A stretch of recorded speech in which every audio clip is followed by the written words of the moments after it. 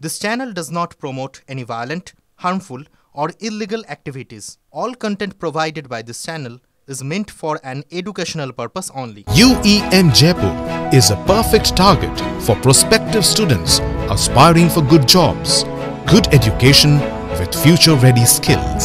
ভুয়ো পাসপোর্ট কাণ্ডে এবার তল্লাশি চালাচ্ছে ইডি।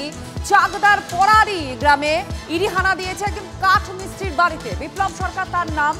ইডি তল্লাশি চালাচ্ছে কিভাবে, কোথা থেকে তার পাসপোর্ট তৈরি হয়েছে, এই সমস্ত নথি খতিয়ে দেখছেন ইডি আধিকারিকরা। আজিজ আমাদের প্রতিনিধি আমাদের সঙ্গে আছেন, আরো আপডেট দিচ্ছেন। আজিজ, কি খবর পাওয়া যাচ্ছে একজন কাঠ মিস্ত্রির বাড়িতে ইডি তল্লাশি কেন চালাচ্ছে, কি সূত্রে? দেখো, একেবারেই সেই প্রশ্ন। একজন কাঠমিস্ত্রির বাড়িতেই এনফোর্সমেন্ট ডিরেক্টরেট এবং যেমনটা ইডি সূত্রে জানা যাচ্ছে যে ফেক যে পাসপোর্ট মামলা অর্থাৎ ভুয়ো পাসপোর্ট মামলা, এই মামলায় বেশ কিছুদিন আগে, বেশ কয়েক মাস আগে আজাদ মল্লিক নামে একজন পাকিস্তানি নাগরিককে এনফোর্সমেন্ট ডিরেক্টরেট গ্রেফতার করেছিল এবং তারপর নদিয়ার গেদে পাশাপাশি উত্তর চব্বিশ পরগনার বিস্তীর্ণ যে সীমান্তবর্তী এলাকা আছে সেখানে এনফোর্সমেন্ট ডিরেক্টরেট তারা তল্লাশি ও অভিযান চালায় এবং তারপর সম্প্রতি নদিয়া থেকে ইন্দুভূষণ হালদার নামে একজনকে গ্রেফতার করেছে এনফোর্সমেন্ট ডিরেক্টরেট এই মামলায়। এবং যে ইন্দুভূষণ আজাদ মল্লিকের ভারতীয় যে পাসপোর্ট, সেই পাসপোর্ট রিনিউ করতে সাহায্য করেছিল এবং সেই ইন্দুভূষণ হালদারের যোগসূত্র ধরেই কিন্তু আজকে এই যার বাড়িতে এই মুহূর্তে তল্লাশি চলছে, অর্থাৎ দুই ভাইয়ের বাড়িতে এই মুহূর্তে তল্লাশি চলছে, বিপুল সরকার এবং বিপ্লব সরকার, এবং তাদের সমস্ত নথি খতিয়ে দেখা হচ্ছে, পাসপোর্ট খতিয়ে দেখা হচ্ছে। সেই পাসপোর্টের যে ট্রাভেল হিস্ট্রি, কোথায় কোথায় গিয়েছিলেন, কোথা থেকে এই পাসপোর্ট পেয়েছিলেন, কী কাজে ব্যবহার করেছিলেন, পাশাপাশি ব্যাংক স্টেটমেন্ট থেকে শুরু করে সমস্ত যাবতীয় যে নথি রয়েছে সেই নথি তারা এই মুহূর্তে খতিয়ে দেখছে। প্রায় 1.5-2 ঘন্টা অতিক্রান্ত হয়ে গেছে। তাদের যে মোবাইল ফোন রয়েছে সেই মোবাইল ফোনের সমস্ত হিস্ট্রিও চেক করা হচ্ছে।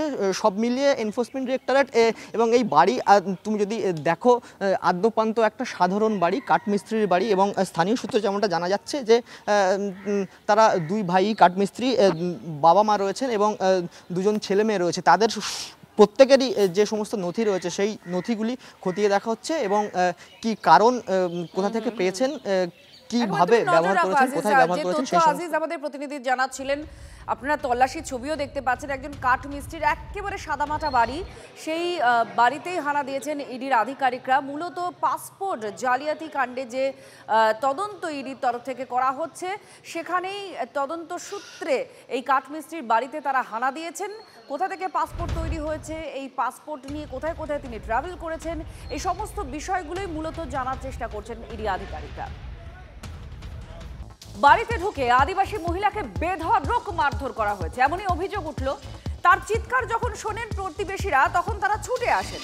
ওই মহিলাকে প্রায় 1.5 কিলোমিটার দূরে জঙ্গলে টেনে নিয়ে গিয়ে ফের মারধর করা হয় বলে অভিযোগ দুষ্কৃতীদের বিরুদ্ধে। বীরভূমের সিউড়ির নিমগাছি গ্রামে এই নৃশংস ঘটনা ঘটেছে।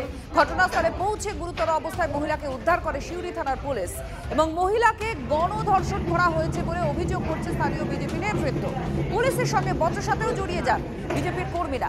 ধাক্কাধাক্কি হয় এবং আহত হন তাতে বীরভূমের ডিএসপি।